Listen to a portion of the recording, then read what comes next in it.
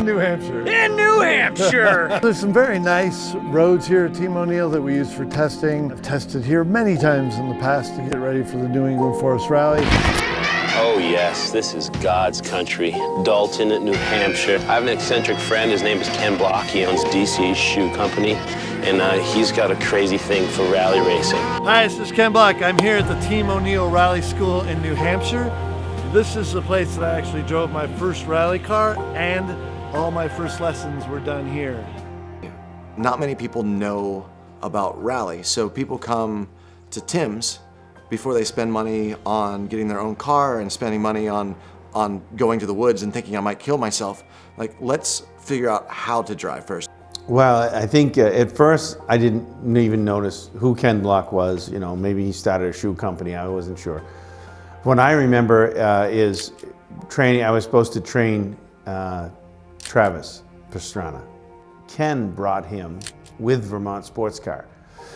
So all of a sudden I hear from the Vermont Sports Cars that David Higgins showed up, and then when David Higgins showed up, I realized, wait a minute, who am I training here? And it's like, we're gonna have, I think Travis said he didn't want to sit in the classroom. So David said, don't worry, we don't have to sit in the classroom, we'll just go out and go fast. We'll teach you how to go fast. I'm like, well, my thing here is teach you how to finish. When I was going from being a fan to an actual competitor, Tim was like instrumental in the actual skills that I needed inside the car. So he was one of the biggest, not only influences on me being a driver and the way that I drove, but he basically built all those skills into me. Ken was doing pretty good. He was listening and learning. He was really a good student. And then right around the third or fourth day is the Vermonters brought the rally car, and it was a Group N, I think, Subaru. And it was way faster than anything that we trained on. And it was such a big leap from my Quattros to this Subaru. It's like normally I would never do that. And I remember being so nervous every time I got out of the car, and I smoked cigarettes back then. So I'd smoke 2 cigarettes or whatever and get back in the car. And it was really nerve-wracking and sketchy. But within a half a day, he came right into it, and he was doing really well. And I said, you got this. I think I think you can do a rally. You have the skills, the abilities, and this stuff, and you're humble, and you listen, and you learn. And Ken was like, you sure? I didn't think I'd want to be a rally driver, but now that you're telling me I got the talent, I think he probably wanted to see if he could do it. And my confirmation that he could do it, and that's kind of how it started. There is hope for me. Why do you teach? Because I love it. Why does anyone teach you? You think you meet a history teacher or whatever, why do they do it? They love seeing people learn. And you get a sort of a buzz off. For me, rally is kind of an unknown sport. It's a sport that every driver races other sports or does other things for job, whether it's, Tanner Faust doing stunts for Dukes of Hazzard and Ken Block, with the Gymkhana and all the other stuff that he's got going with Hoonigan, and, pays to come rally. I basically have to be on top of the podium for the rest of the year to try and win the championship. So, time to get in the car.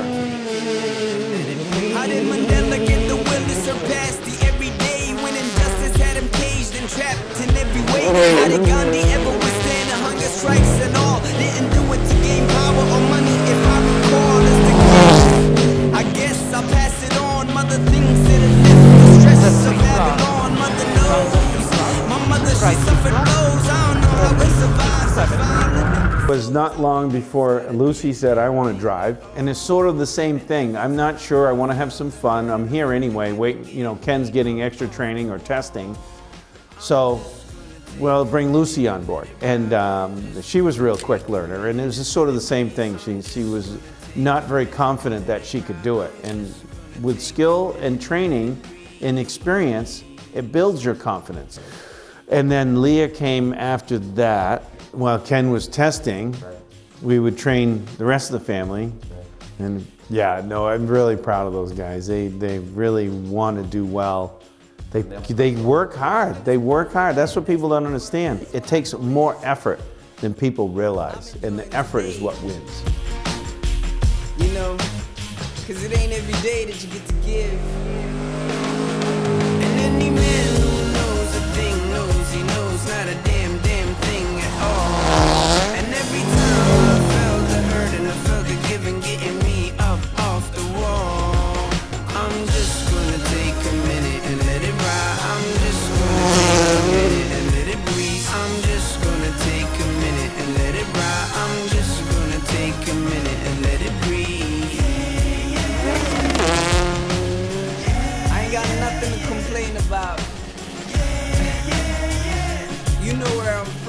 We miss Ken, and we look forward to spending more time with his family.